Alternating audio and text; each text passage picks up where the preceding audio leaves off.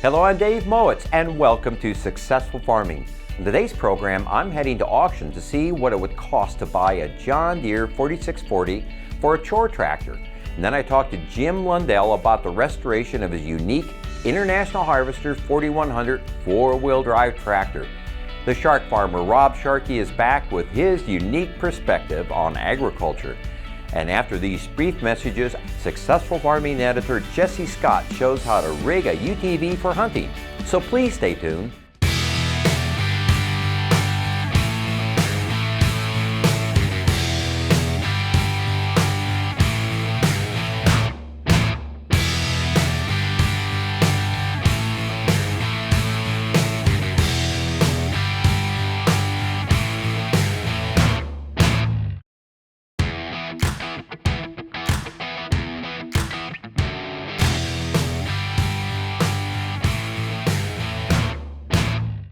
Side-by-side machines have a wide range of uses on the farm. From fixing fence to scouting fields, a UTV can do it all. By adding accessories, you can make these workhorses even more versatile. You can also make them more fun.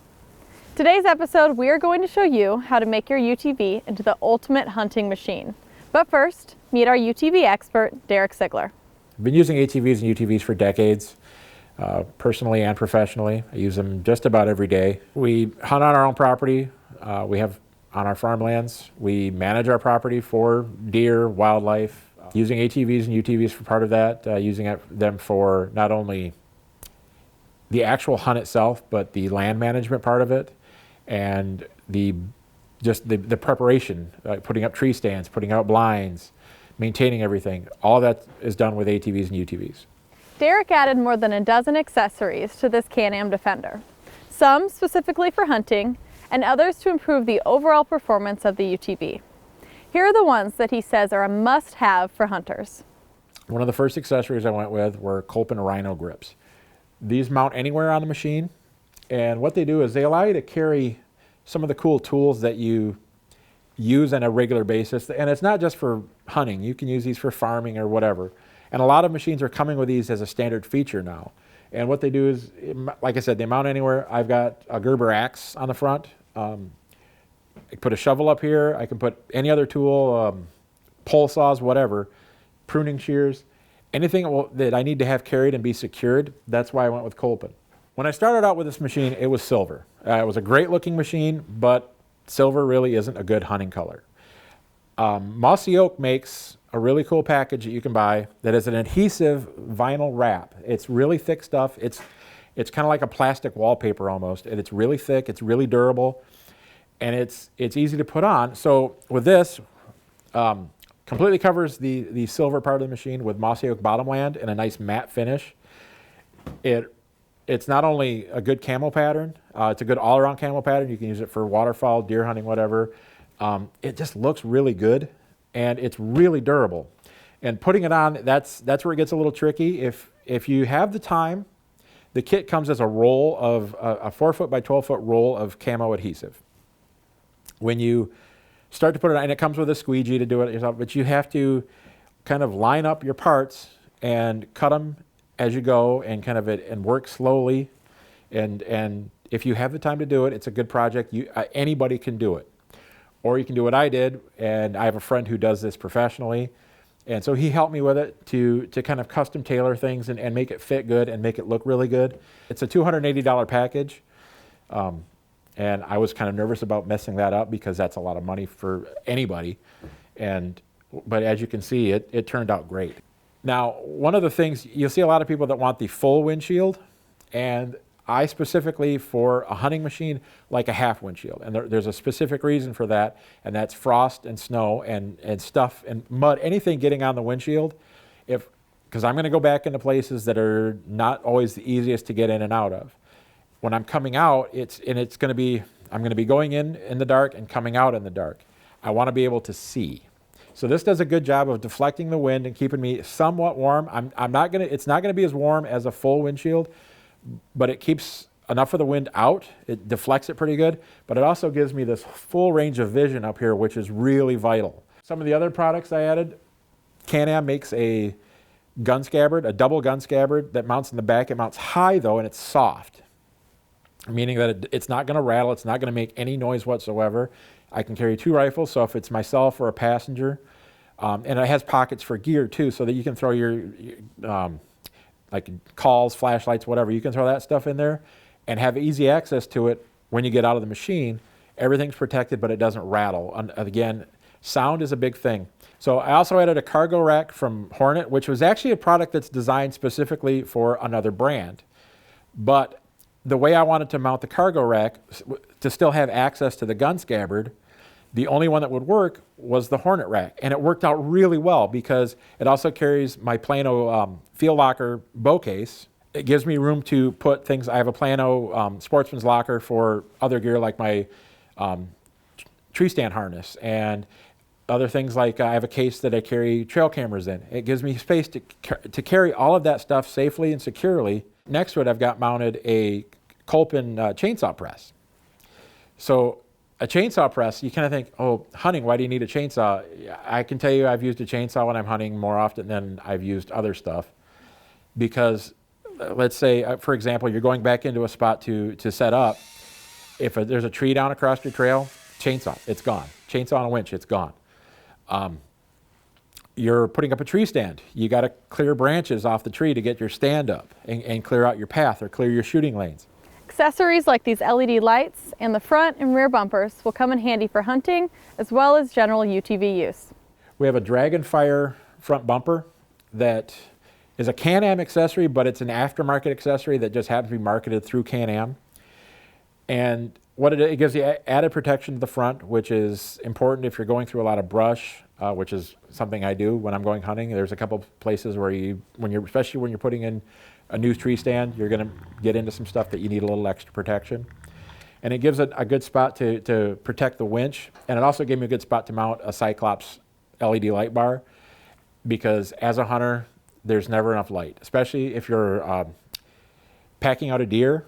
If you had a successful deer hunt and so the sun's gone down and you're trying to get your deer loaded up, added light helps.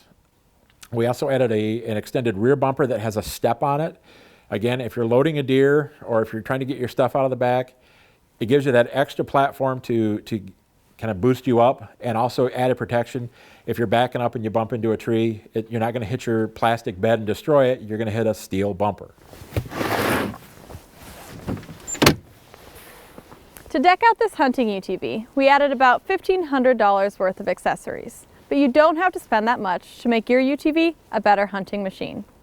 So the whole package worked together pretty good, but one of the most important things you can do, and one of the first things that anybody's going to do when they're modifying or customizing a UTV, is tires. The folks at Midwest Traction were very helpful in helping me pick out a tire because there's so many tires. We have Sedona Ripsaw tires. These have incredibly deep lugs, so they're good in mud, they're good in snow, they're angled, so you're getting that traction in hard pack. The tires are sight, which is these little lines. If you look in the tread, you see these little lines. That's called siping. What that's good for is ice conditions, slippery conditions, mud, slippery rocks. That gives you a ton of extra traction there, which is something you don't get on a lot of UTV tires. So that's what makes these tires the perfect ones for this project. Bumpers are good because it gives you the added protection. There's a lot of different options for bumpers. These from Dragonfire are nice. They're kind of a sleek fitting but very protective bumper. And they run right around $250 a piece, which isn't bad. You can get way more extensive. You can get ones that basically add a roll cage to the front of the machine, but you're looking at $600-700 for that. The gun scabbards, there are a lot of different gun scabbards. This is actually one of the more economical ones, being a soft one. It runs a little over $100. You can get hard ones. Kolpin makes several that are really nice that are hard plastic boots that mount in different places. Those can run up to $300 to $400 a piece depending on how you mount it. For this particular project, I went with a soft and it works really well. The Hornet rack, again, if you want to do like I did and go your own route and make one, the Hornet racks are $150 average, but then materials for mounting it yourself like I did, I think I've maybe got $2 or $3 in steel and extra things to make the brackets. We'd like to say a special thank you to Can-Am, Midwest Traction, Kolpin, and Mossy Oak for the equipment and accessories. To learn more, go to agriculture.com/TV. Why do people feel they need to categorize themselves? And I'm not just talking about farmers. Let's look at chefs, for example.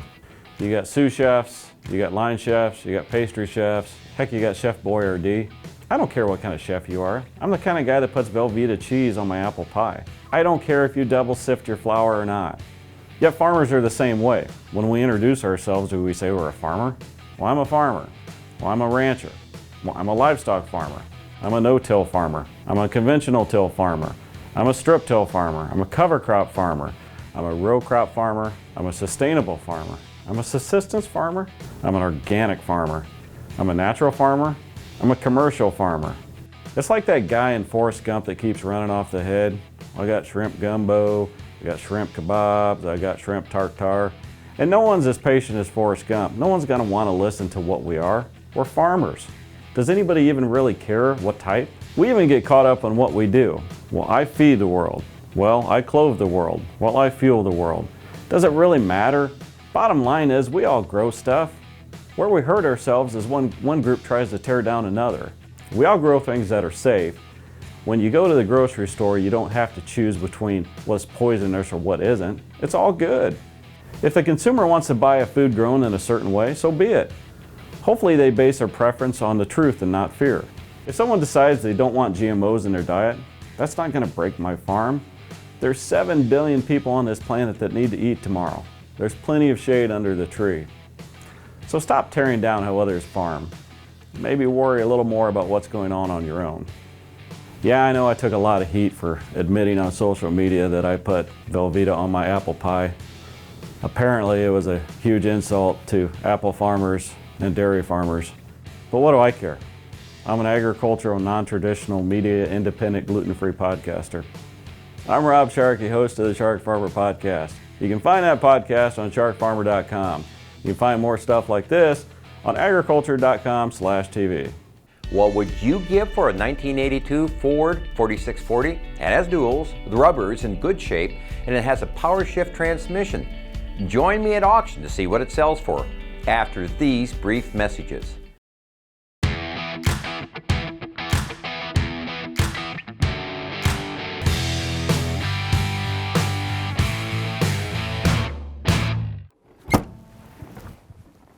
On Steel Deals today, I'm at a consignment sale in Missouri being held by Cook Auction.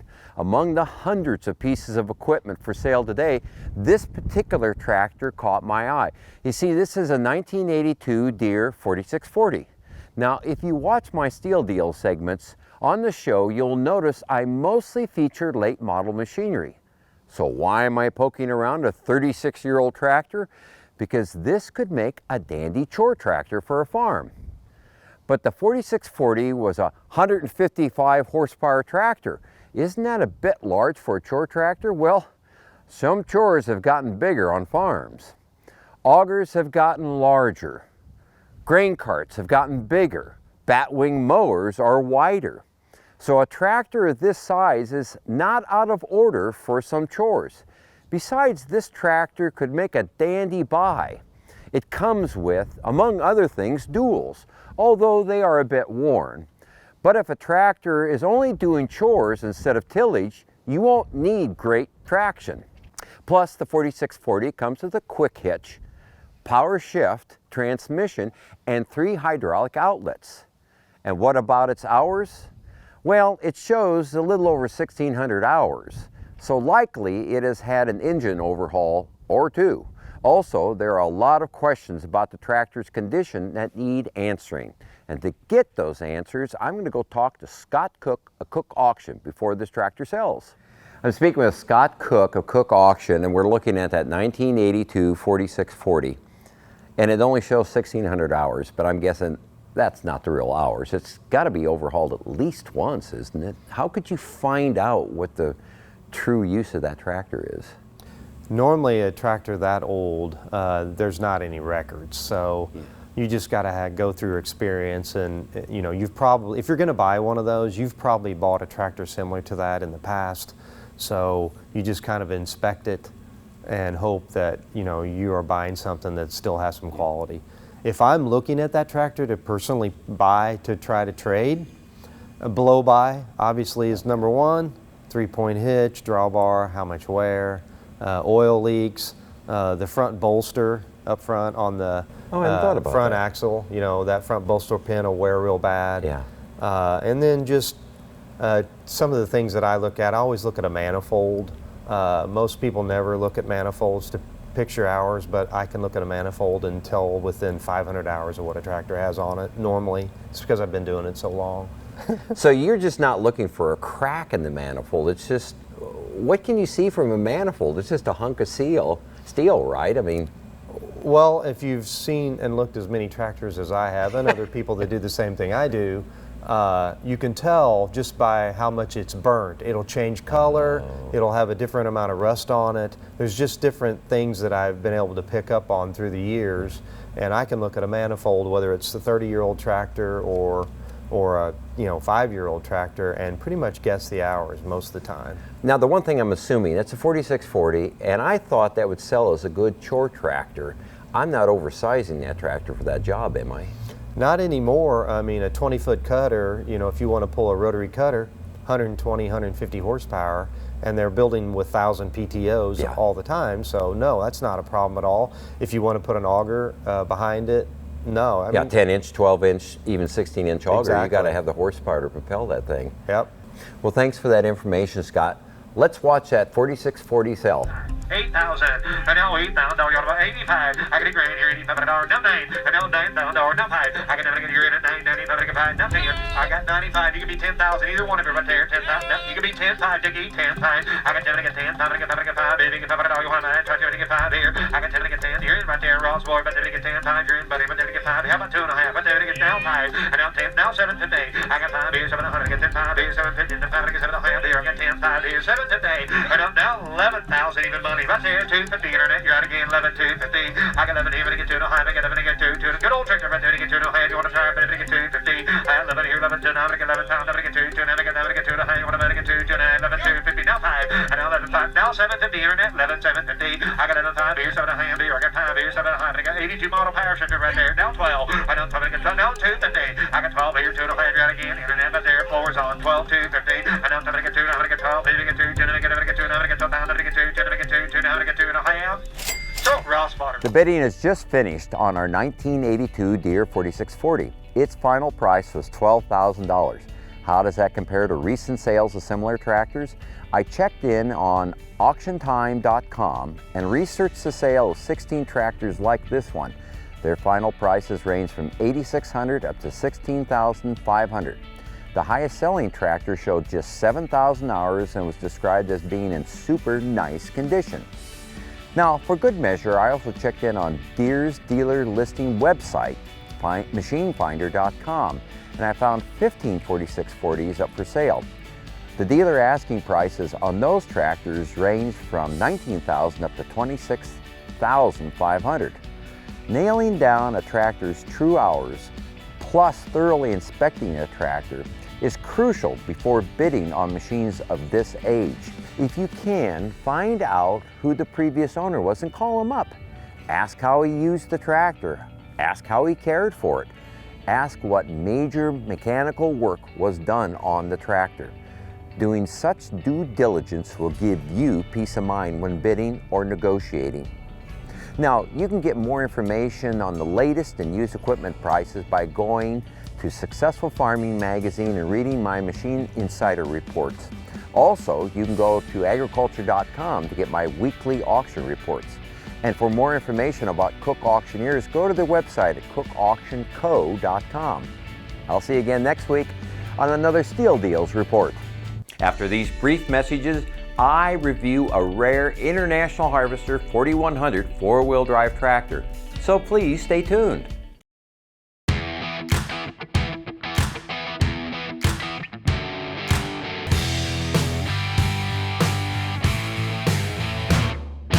Our Aegis Iron feature tractor this week is a 1966 International 4100. This is a rare tractor. This was the second four-wheel drive tractor that International introduced, and it's owned by Vance Lundell of Otobote, Iowa. So Vance, You don't find many 4100s in Iowa, do you? They were pretty rare. We happened to have one in the Odebolt area when I was growing up, and that was the only one I ever saw. How many of these did they make? Well, in the 3 years they made the 4100, that'd be 66, 67, and 68, they made a total of 1,200. So yours you found not in Iowa, but a little ways away out west. Yes, Great Falls, Montana. Looking on the internet, I always had in the back of my mind, I kind of wanted one, and I found one on the internet, and I was able to arrange shipping, and that's how I got it back here. So Vance, this was a rigid frame four-wheel drive. It steered entirely with the wheels. Both the back and the front wheels steered. That was rather unique about this tractor. Yeah, and like you say, it was rigid frame. It wasn't like the later ones that pivot in the center. And this one, you could have it either two-wheel, which would be like a regular tractor steer, or four-wheel, where the back wheels would turn, would get you down to about a 13.5-foot turning radius. Seriously, that tight? That was tight. It's almost shorter than the tractor itself. So you got it, you sat on it for a number of years before restoring it. Yes, I did find it, and I always thought, well, if I get time someday, I'll restore it. And of course, it seems like I never had time. And then when I heard Red Power was coming here to Des Moines, I thought it'd be kind of fun to bring it down here. And like I say, we have some local people that do restoration, and I wound up just hiring them to do the restoration. Now, collecting's a bit of a family affair. Your brother Jim has a few tractors, doesn't he? He's got quite a few. He's the other color, but oh? Yeah, if I can mention that. Oh, well, you could. I mean, I don't think we'll hold it against you. But no, he's got some red ones too. But yeah, he collects tractors and literature and you name it. Now, in your spare time, you also have a profession then. You actually have a manufacturing facility in which you make plastic parts. That's right, yeah. I've been doing that for about 30 years. We're in the plastics business. Right. Lundell, which is kind of the wear strips for augers and wear strips on different apparatus and agricultural machinery and construction equipment too as well. Yeah, we make a lot of plastic wear parts, like you say, and we developed the poly cup flighting, which is very popular for seed handling. Yes. And that's our little niche that we're in with our company. Well, Vance, thanks for talking about your 4100. What a unique tractor. For more information about Vance's 4100 and other Aegis Iron featured tractors, you can go to agriculture.com/TV. Please join Jessie, Lori, and me next week for another show. In the meantime, be sure to visit this show's website at agriculture.com/TV to get more information about this show and to view past episodes. See you next week on Successful Farming.